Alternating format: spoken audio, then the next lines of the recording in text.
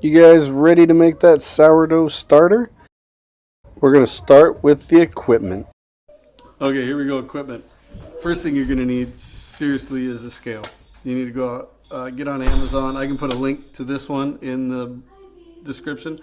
But it's tiny, it's lightweight. I keep it in the drawer, literally, and use it for all kinds of stuff. But it'll do grams, ounces, whatever it is. I do all these measurements in grams. But your scale is key. If you don't have a scale, then you're just guessing at all the stuff. We don't want to do that. Next, weck jar.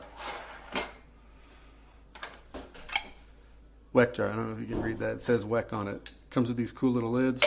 Boom. You can buy them on Amazon. I think I got mine at the Container Store because they're cheaper. But if you have 3 or 4 of these bad boys, that's what I do all my mixing in all the time. Whether it's my starter, pretty much when I start for the week, that's what I'm using. Spatula. These silicone ones are amazing. They're easy to use, easy to clean. Plus it helps to scrape the edge of the jar. Magical spoon. I use this to measure out the flour. Get it in there. You could use whatever you want, but spoon works just fine. Also, jar like so. I keep this on the counter. In there is where I do my mix for the starter, but if you just keep it, you can probably get one of these cool labels on there if you have one around the house.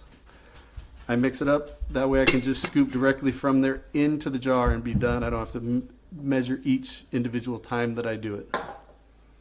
Okay, like when I say weck jars though, like when I started, I would use a cup like this, and then you just put a super cool plate on top. All right, now that we've figured out the equipment we need, let's go through each of the steps and build this starter.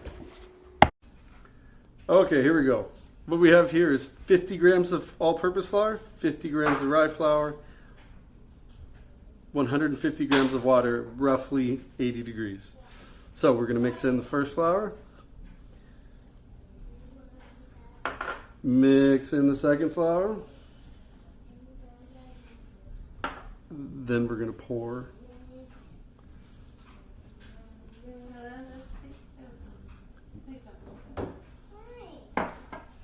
We've got it all in there. We're going to mix it all up. Make sure that there's no bits left in it while we're going.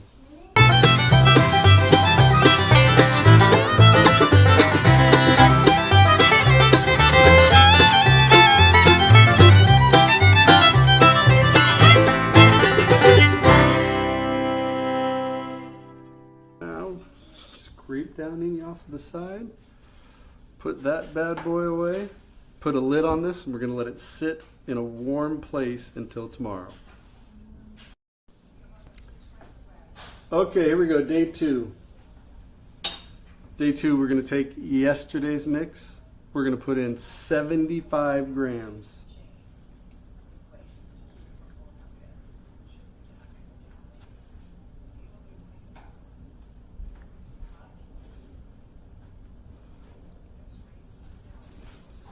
Now we're going to do the same thing. We're going to add 50 all-purpose,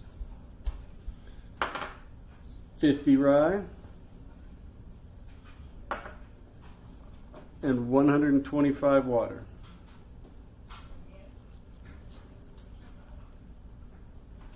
Good. Same idea as yesterday. We're going to mix it all up. Make sure we don't leave any bits. Make sure we get all that mix from the day before. Okay, scrape down the sides.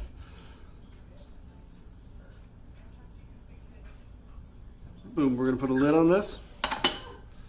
Set it aside until tomorrow, when we'll do the exact same thing. And then from today forward, it would just be that same process. I take the day before, I scrape the amount into the new jar, put in the stuff on top, mix it up. That would be each day. So starting on day 5, you're going to do 2 feedings a day, roughly 12 hours apart. So it could be 8 a.m. and then 8 p.m. But the measurements will all remain the same. And then at the beginning of day 7, you should be good to go, ready to bake.